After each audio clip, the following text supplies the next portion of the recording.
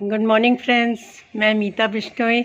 आज हम लोग स्पाइडर प्लांट, बहुत ही common air purifying perennial plant है, इसकी पूरी केयर देखेंगे। ये एक बहुत ही खूबसूरत वर्सेटाइल प्लांट है जो आप कई तरीके से लगा सकते हैं। जो मैं ये वाला प्लांट दिखा रही हूँ, ये हैंगिंग बास्केट में लगा हुआ है, एक कॉयर के बास्केट में। कॉयर मतलब होता है जैसे कोकोनट का हस्क होता है, उससे बना होता है। और ये बहुत अच्छा रहता है प्लांट्स के लिए, क्योंकि ये वेल ड्रेनिंग रहता है। पानी डालते हैं हम लोग और इसमें से निकल जाता है। तो ये देखिए, ये एक बहुत ही प्रिटी हैंगिंग बास्केट है जिसमें बहुत सारे ऐसे स्पाइडर्स निकले हुए हैं। स्पाइडर्स देखिए, ये मैच्योरिटी पे निकलते हैं और ये सारे प्रोपोगेट कर सकते हो आप। इनमें ऑलरेडी रूट्स हैं, ये देखिए। तो आज हम लोग इसकी केयर देखेंगे कि कैसे कैसे आप लगा सकते हैं।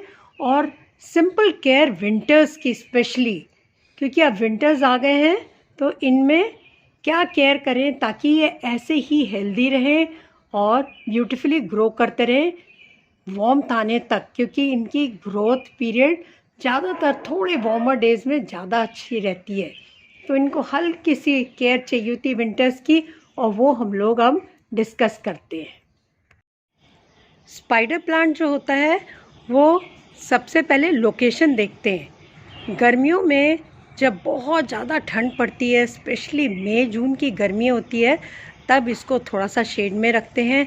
वैसे ये ब्राइट लाइट लाइक करता है, मगर शेड लविंग है ये। विंटर्स, जब बहुत पीक विंटर्स आती हैं, जब पाला पड़ता है, तब इनको थोड़ा सा प्रोटेक्शन की ज़रूरत पड़ती है। रेनी सीज़न में अगर वेल ड्रेनिंग सॉइल है, हैंगिंग बास्केट वेल ड्रेनिंग है, तो ये कोई प्रॉब्लम नहीं होगी इनको अगर बाहर भी छोड़ देते हैं। तो विंटर्स में अगर आपके पास ऐसे ही कोई हैंगिंग बास्केट है या कंटेनर्स में लगा हुआ है, अगर ज़मीन पे लगा है तो कोई प्रॉब्लम नहीं है। ज़मीन तो ईजी रहती है केयर करनी, क्योंकि ये ग्राउंड कवर की तरह भी यूज़ होता है।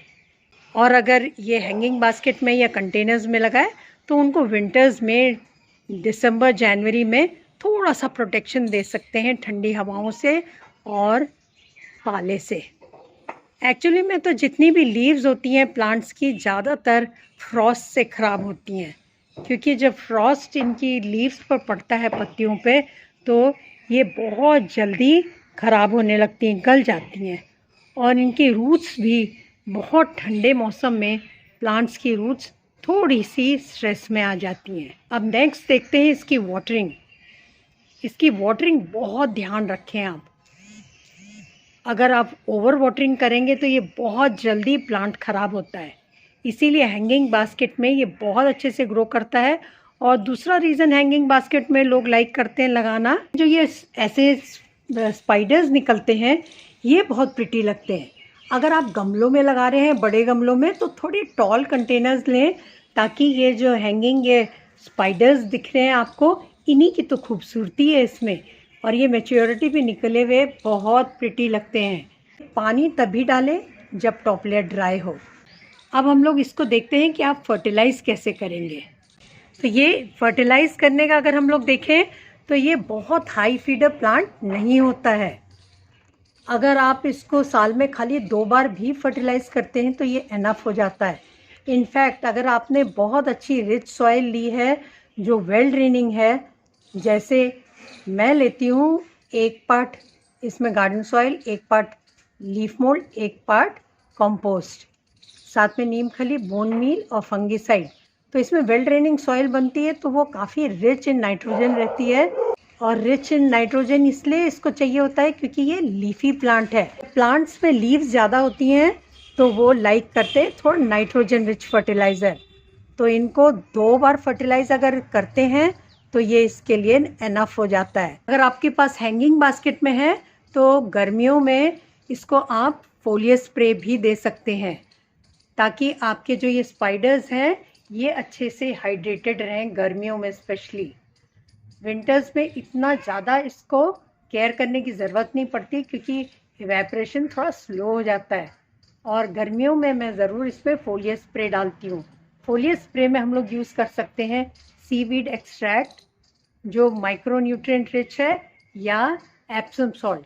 एप्सम सॉल्ट एक ग्रैन्युलर सॉल्ट होता है मैग्नीशियम सल्फेट का। वो प्लांट्स बहुत लाइक करते हैं, कई जैसे स्पाइडर प्लांट है, मनी प्लांट है, सिंगोनियम है, ये सारे, क्योंकि ये फोटोसिंथेसिस में हेल्प करता है मैग्नीशियम सल्फेट। तो ये हो गया हम लोग का फर्टिलाइज करने का क्या तरीका है।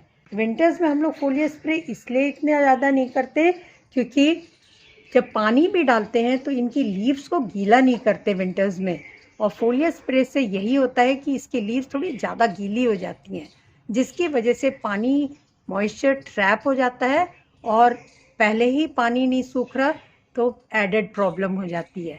तो इसलिए कोशिश करें कि फोलियर स्प्रे पीक विंटर्स पे अवॉइड करें।